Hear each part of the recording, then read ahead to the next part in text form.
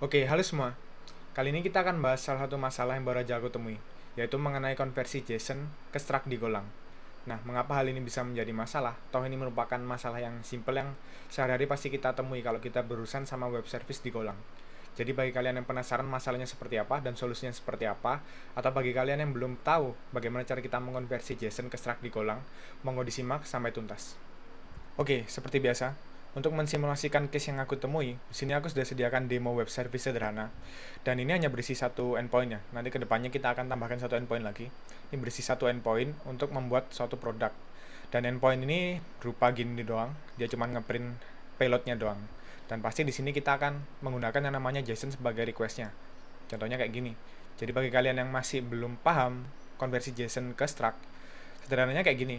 Jadi kita punya struct untuk payloadnya kita mau seperti apa, karena konteksnya create product dan produknya itu punya name, description, dan price, maka dari itu kita siapkan struct yang berisi name, description, dan juga price beserta yang ada di paling kanan ini namanya tag, dan jangan lupa tag JSON-nya diikuti dengan nama dari JSON-nya, jadi bukan nama di struct ini melainkan nama atribut yang ada di JSON-nya.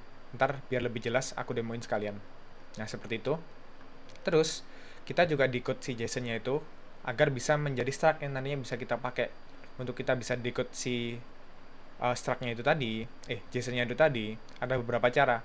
Salah satu caranya yaitu menggunakan new decoder kayak gini di package JSON new decoder, terus kita decode kayak gini. Nah setelah itu proses save dan lain sebagainya. Cuman di sini aku print doang karena kita cuma mencontohin aja kan. Oke. Jadi seperti itu kurang lebih endpoint-nya, cukup simple. Dan kita akan coba hit melalui Postman. Nah, jadi kalau kita pakai JSON kurang lebih kayak gini. Ini ada JSON di payloadnya, dan kita coba send. Dia akan sesederhana mengembalikan payloadnya yang user kirimkan. Dan dari sisi server, dia akan bukan mengembalikan, tapi dia akan memprint value-value yang ada di dalam sini. Oke, konversi JSON ke struct-nya kayak gitu. Dan kalau ngomong mengenai JSON itu kan dia support beberapa tipe data ya.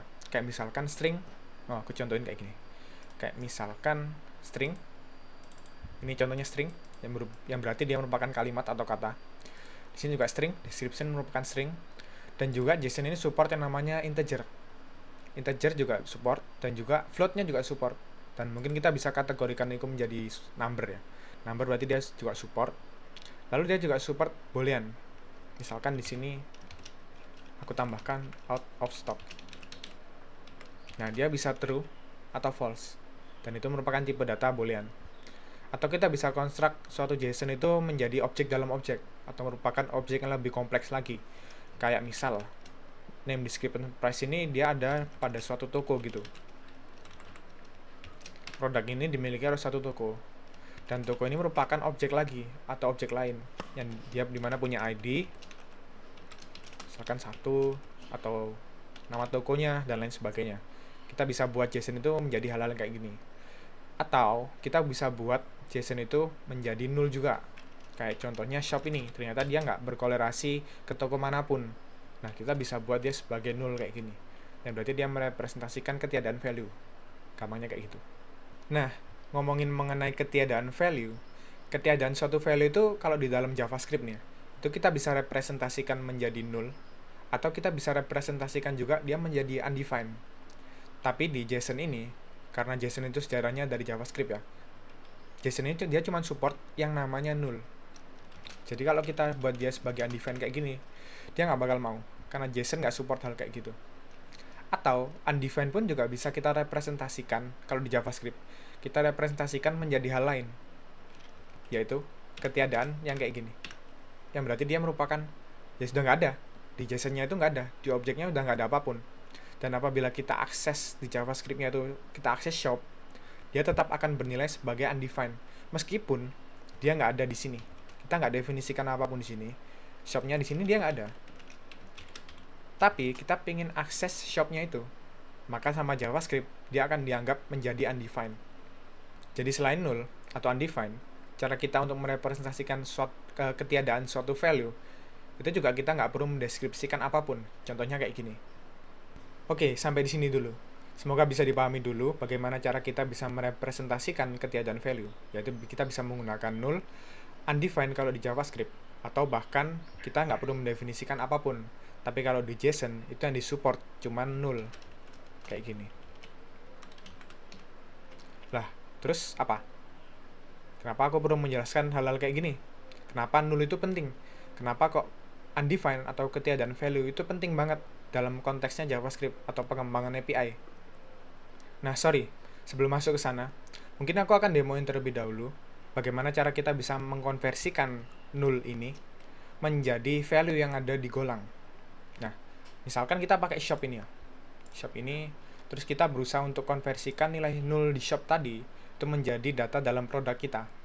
Nah, untuk itu, kita bisa definisikan shop sebagai tipe data apa yang kita inginkan. Misalkan shop itu kita buat yang lebih sederhana, kayak string. Tapi dia juga bisa bernilai sebagai null nih. Jadi kita bisa definisikan string kayak gini. Terus JSON dan juga shop kayak gini. Terus jangan lupa, karena dia selain string, dia juga bisa bernilai null nih. Maka dari itu kita bisa definisikan dia sebagai pointer to string kayak gitu. Dan apabila sebelum itu kita coba tes juga value-nya dia. Shop kayak gini. Aku di run. Terus kita coba run request ini dengan shop null. Oke, kita sudah dapat null. Price-nya nil. Jadi golang itu sebenarnya bisa mendeteksi kalau ternyata value yang kita kirimkan itu merupakan null. Tapi bagaimana apabila value-nya nggak kita kirimkan? Misalkan si shop ini, aku akan hapus dia. Yang berarti dia nggak bernilai null. Dia nggak bernilai apapun. Yang dimana itu relate dengan konteks yang aku jelaskan sebelumnya, bahwa ketiadaan suatu value itu juga bisa di-represent atau ditampilkan sebagai ketiadaan yang ada di dalam JSON ini. Kita coba send. Kita kembali ke sini. Dan dia tetap bernilai nil. Yang dimana berarti null dan sama sekali nggak ada. Itu sama golang direpresentasikan sebagai nil. Kayak gitu. Nah, terus masalahnya apa? Kenapa kok nilai nil ini dalam konteks null dan undefined itu penting bagi kita? Hal kayak gini penting itu kalau kita ingin menerapkan yang namanya patch di paradigma REST API. Konsepnya kayak gimana? Mari kita bahas terlebih dahulu. Nah, konsep patch ini kayak gimana? Jadi konsep patch itu merupakan konsep update yang ada di REST API. Jadi kalau kita ingin update suatu entity di dalam backend, di dalam database, itu biasanya kan dijembatani oleh suatu API ya. Nah, API itu ada beberapa paradigmanya, katakanlah REST. REST itu punya suatu aturan, di mana kalau kita pengen update, itu ada beberapa langkah atau beberapa approach yang bisa kita ambil. Contohnya, kayak kita bisa pakai yang namanya put, atau kita bisa pakai yang namanya patch. Lalu bedanya kayak gimana? Bedanya adalah kalau put, itu kita perlu update secara keseluruhan entity yang kita kirimkan. Tapi kalau patch, itu kita bisa update secara parsial doang. Kita bisa update atribut-atribut yang kita inginkan aja. Contohnya kayak gini. Kayak tadi, entity produk kita kan punya beberapa atribut tuh. Kayak misal ada name, description, price, dan shop. Nah, ternyata udah ada di dalam database. Tujuan kita sekarang adalah kita pengen update itu data melalui patch. Nah, patch itu kan memungkinkan kita untuk melakukan partial update. Jadi atribut yang kita definisikan doang yang pengen kita update. Contohnya, di sini aku pengen update yang namanya PlayStation 5. Sini kita lupa ID, tapi ID-nya nggak penting, ntar aja. Kita pengen update yang namanya PlayStation 5, entity yang udah ada di dalam database tadi. Atau mungkin aku tambahkan aja lah. Contohkanlah tadi ID-nya PlayStation 5 yang kita create tadi, ID-nya 3. Nah, kita pengen update name-nya, kayak gini.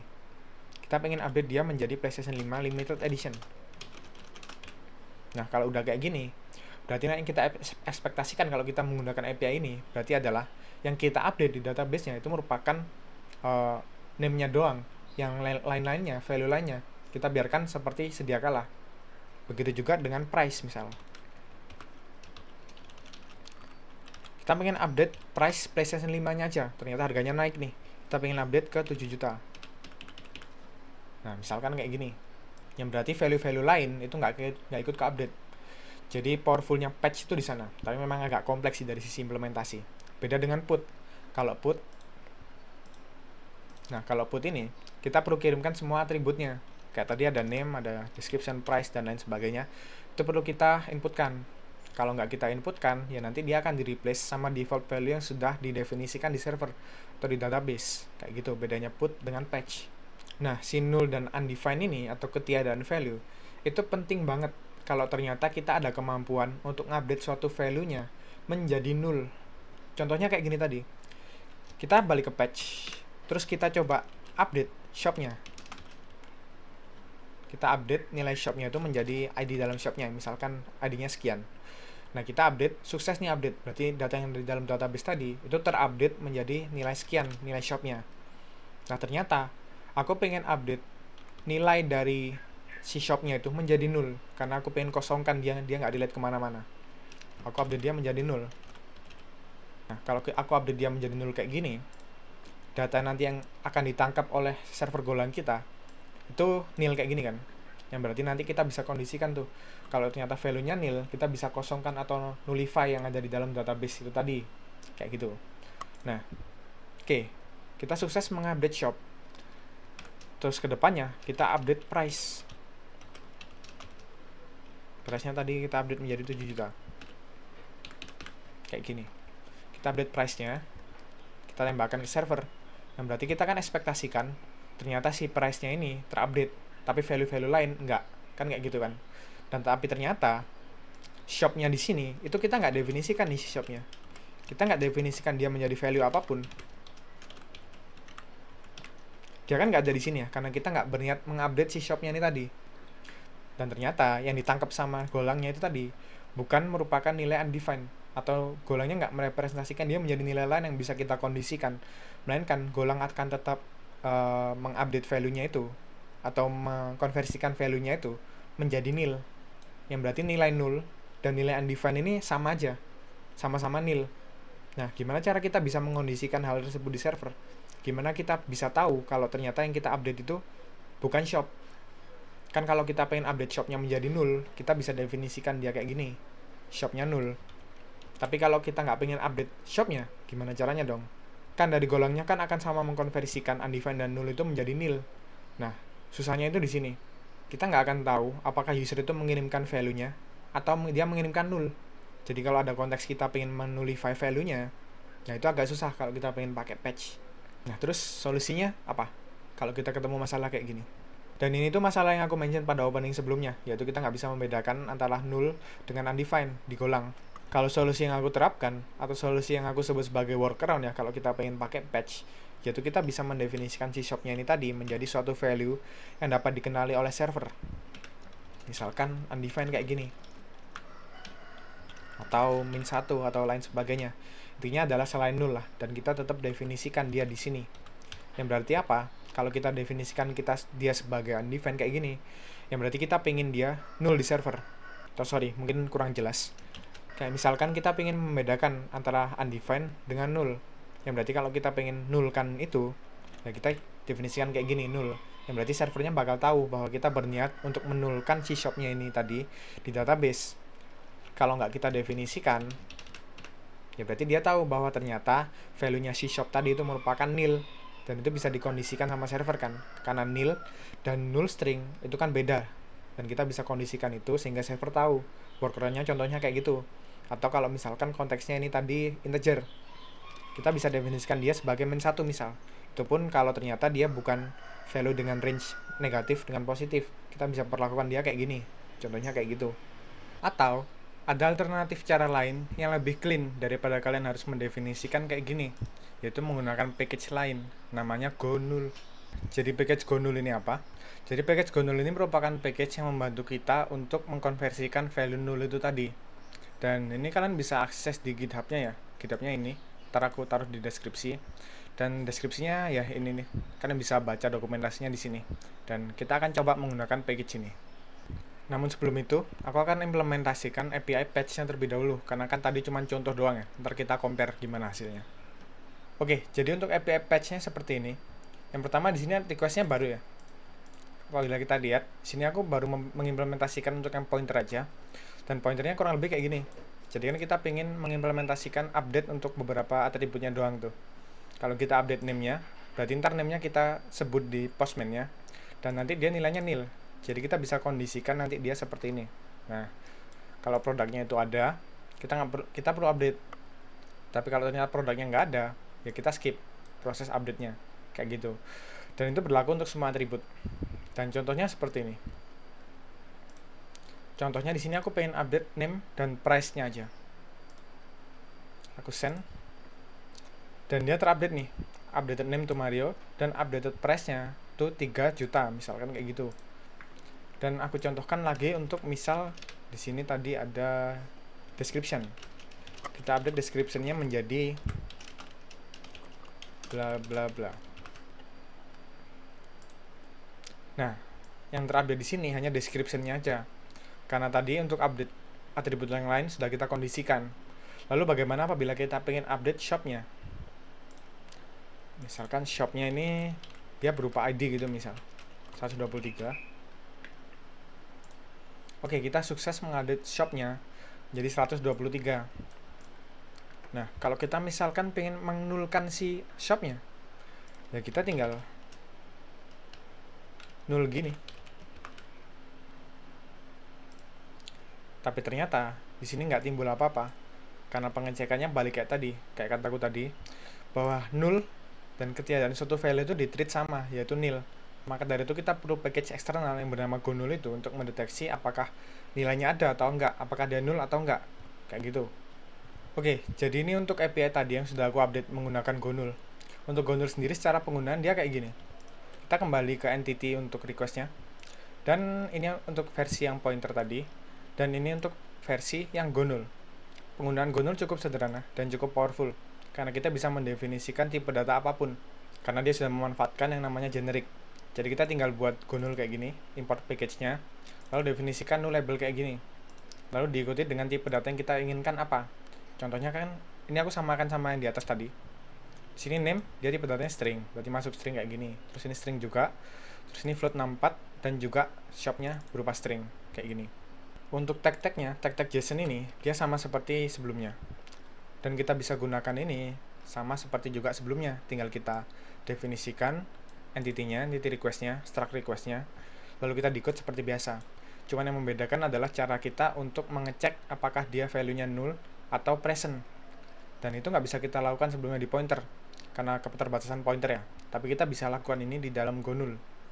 Jadi gonul itu punya beberapa properti nih. Contohkanlah, name ini itu bukan nilainya string. Dia nggak bernilai string, tapi dia bernilai struct yang dimana dia punya beberapa atribut. Tapi yang di sini yang penting adalah present, false, dan valid. Lalu apa maksud dari ketiga atribut ini? Jadi kayak gini. Present itu, ini tuh untuk mengecek apakah nilai name ini dikirimkan ke dalam JSON-nya apa enggak. Nah, ini sama seperti case tadi. Kalau kita nggak kirimkan apapun, itu kan sebenarnya dia ya nggak bernilai apa-apa. Dan itu kita bisa deteksi dengan menggunakan package gonul itu. Lalu yang kedua adalah valid. Nah, valid ini apa? Valid itu gampangnya kita bisa pakai, kita bisa manfaatkan dia untuk mengecek apakah value-nya itu bernilai nul apa enggak. Dan terakhir, false. False itu merupakan nilainya. Kalau kita cek di sini, dia false nilainya string. Kalau kita cek di price, false-nya bernilai float 64. Dia menyesuaikan nilai dari tipe data yang kita definisikan tadi. Kita kembalikan seperti semula. Dan kita coba tes melalui Postman. Nah, ini contohnya kita pengen mengupdate shop-nya itu menjadi null. Kita send, lalu kita cek di konsol kita. Dan ternyata shop-nya itu kita berhasil update dia menjadi null. Lalu kita coba update name menjadi Mario. Oke, dia masih aman. Update name to Mario. Lalu kita coba update shop-nya itu menjadi suatu nilai 123. Dan yang terupdate di sini itu ada Mario dan 123. Lalu kita coba nulkan shop-nya kita tadi.